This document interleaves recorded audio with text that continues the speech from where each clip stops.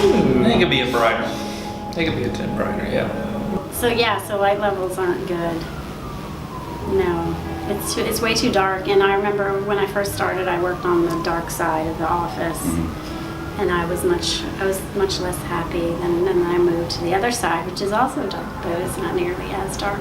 But yeah, I just can't even. I can't pick samples. I can't do part of my job at my desk. I have to come back here to the library to do it. When I was using the computer and facing to the monitor, everything's okay. But when I try to hand drawing something or writing something, I would say it's a little bit insufficient of the lighting. It's dim, but I don't mind it that much. I'm not a fan. Like the light level, I guess, around my desk is dark, but I like it dark. I prefer a lot more daylight. If you drop something, like You may never an find almond, it again. you can't. I mean, you can't find it. I have the most illuminated desk in the office, but I have a lot of artificial light, which I like, and it's LED now, not halogen.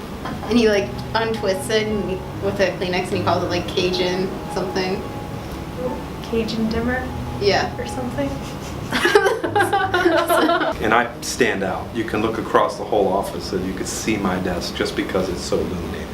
But I don't like real brilliant light, and if I need light, I like to have accessibility to it. And the lamp, I can pull it over and look.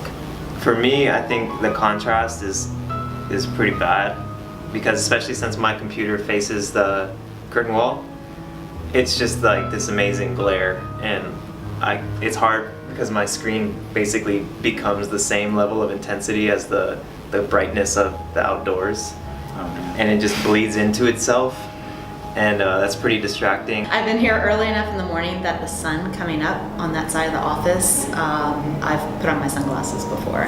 The overall palette of the office is supposed to be like industrial and raw, but everything's gray and pretty dark, so that doesn't help either. And the sunlight, I mean, unless you're like at the window, it doesn't travel. Even though we have an open office, I feel like it's very confined. It's sort of cave-like. Especially like if we're working with colors. Because Effects. the color psychology may have effect on us. We don't know. I do feel like it's a little bit distracting how dark it is sometimes, but at the same time, there are times when I notice that it helps me focus. We're way up here in this cold, dark, removed environment from the urban setting. It just feels so counter to a lot of the things that we try to promote in terms of connections to nature, boots on the ground, natural ventilation, healthy materials. And we actually make really well lit spaces, and I think we do it because we are in a space that's so poorly lit.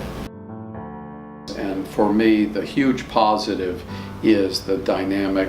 We have the three sides of nothing but glass. We have these, to my eye, just inspirational views. So for me, it's inspiring, and I hope it's inspiring to the other folks in the studio that they can see and appreciate the rain with natural daylighting, the range of experiences that you get throughout the day.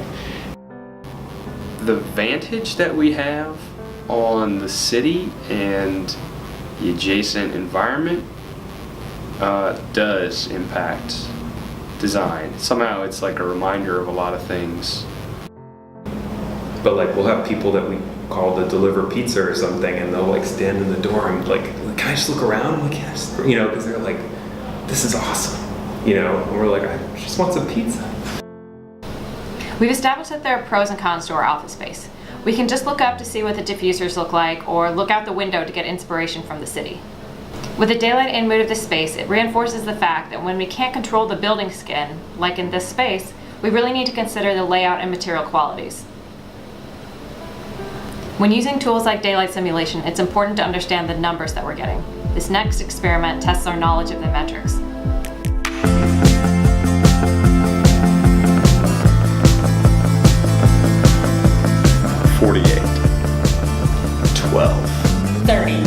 I'm gonna go 35. No!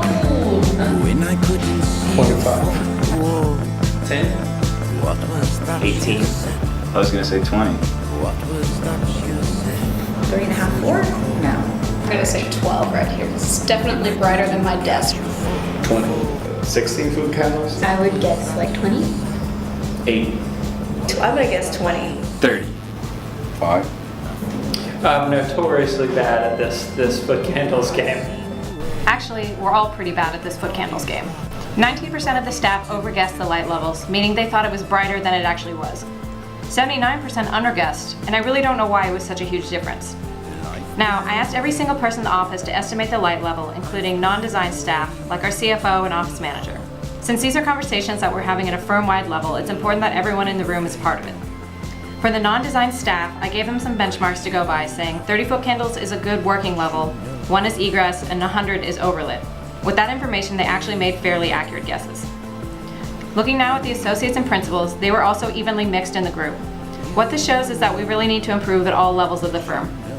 In fact, only 38% of the office guessed within 10-foot candles, plus or minus, of the measured value.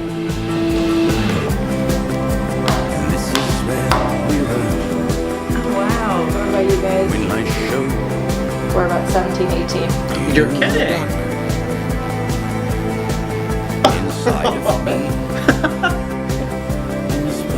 Yeah, so right. So I'm 30.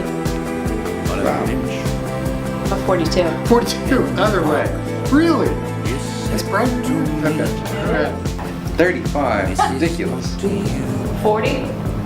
Oh, yeah. I feel like I don't have a good frame of reference to make a good guess. Yeah, I don't think of the world in those terms.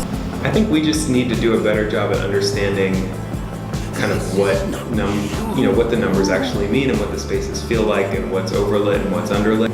I don't want to just have a target and then try to hit it without really understanding why we're trying to hit it, or I think we need to understand more what we're trying to do.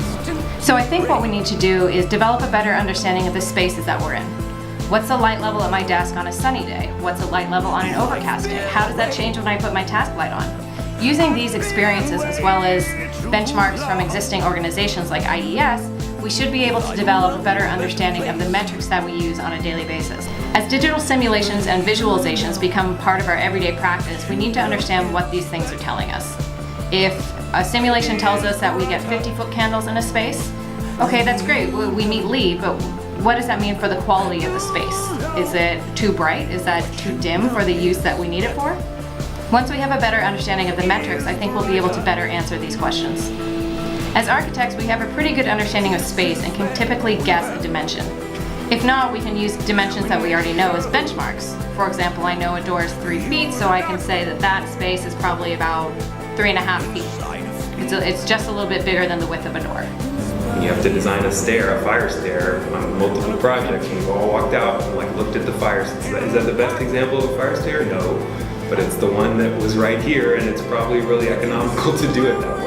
Daylighting and light levels are a less tangible metric, and I think it's just because they're new to the conversation. So if we improve our understanding of these metrics, we'll be better designers.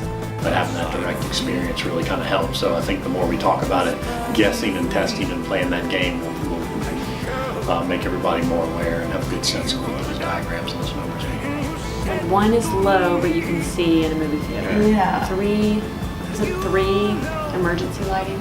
Maybe it's more. Maybe it's more. No, I think you're right. What's it supposed to be?